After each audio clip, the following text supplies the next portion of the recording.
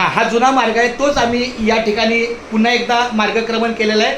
आणि त्यानिमित्तानं आज आम्ही येऊन सगळ्या गायकवाड परिवाराची भेट घेतली.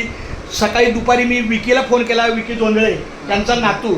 नंतर आमचे हरदर माऊली भेटले, त्यांनी नंबर दिला. आई मला भेटली, चहापान दिला. खूप चांगली सेवा.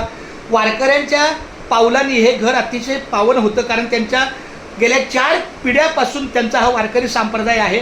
आणि मी पांडुरंगाला प्रार्थना करतो की असं त्यांच्या गायकवाड परिवाराच्या हातून ही या वारकऱ्यांची सेवा द्यावी, अन्नभोजन द्यावे आणि मुख्य आलेला आपल्या दारी आलेला वारकरी तृप्त होऊन पुढच्या टप्प्याला जावा, हीच माऊलीचरणी प्रार्थना. तर मी असं घोषित करतो किंवा जाहीर व्यक्त करतो की आपली मुंबई ते पंढरपूर दिंडी ही या वर्षापासून आमचे रवींद्र महाराज ऐकतायत, यावर्षी ही दिंडी जुन्या मार्गातून आपल्या विठ्ठलवाडीला येत आहे आणि 30 जूनला त्याचं नियोजन होत आहे.